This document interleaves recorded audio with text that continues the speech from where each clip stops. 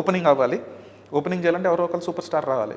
నాకు అంత ఇన్ఫ్లుయెన్స్ లేదు అప్పుడు. ఫస్ట్ ఇండియన్ మాస్టర్ షెఫ్ ఎవరని చూస్తే పంకజ్ బదూరియా స్టేస్ ఇన్ లక్నో అంటే అప్పుడు ట్రైన్ పట్టుకొని లక్నోకి వెళ్ళిపోయి లక్నోలో ఐ మెట్ పంకజ్ గారు. I was waiting the reception. ఎవరమ్మా ఏంటి అంటే ఇట్లా హైదరాబాద్ నుంచి వచ్చానండి, ఇట్లా నేను చేసుకుంటున్నా, ఇట్లా పెట్టుకుంటున్నా, ఇదంతా మీరైతే రావాలి, మీరు వస్తేనే దీనికి justification.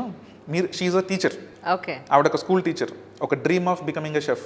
She become a first master in chef ఇండియాకి, ఆవిడే first Indian master chef. Okay. దాని తర్వాత చాలా మందికి ఆవిడ ఒక ఇన్స్పిరేషన్. మీరైతేనే కరెక్ట్ అండి అంటే ఆవిడ రేట్స్ ఏంటి, అప్పట్లోనే 1,50,000 రోజుకి రావాలంటే. Flight, 5 star hotel, sweet room, car అన్నీ ఉంటే తప్ప ఆవిడకి ఎక్కడికి రారు.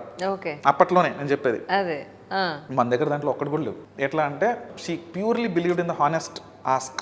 ప్రేమతో అడిగా, as an entrepreneur I can bear your flight tickets, I will take care of your accommodation. ఇంతకు మించి నా దగ్గర ఎప్పుడు ఏమీ లేవండి. I want to open this, I need your blessings. Yeah. She came all the way, she opened, and because she came, ఆ రోజు మీడియాకి గోపి ఎవరు, కల్నర్ లాంచ్ ఎవరు, అండ్ కల్నర్ లాంచ్ ఇక్కడ ఉందని తెలిసిన first point. Every master chef contestant, everybody, అప్పట్లో master chef అంటే ఒక రెస్పెక్ట్. అవును, చాలా చాలా. అండ్ పంకజ్ గారు అంటే ఇంకా రెస్పెక్ట్. ఆవిడ వచ్చింది కాబట్టి ఇవన్నీ. Culinary Whirlpool CEO, kitchen aid CEO వీళ్ళందరూ వచ్చారు. So we have done a opening dinner here only.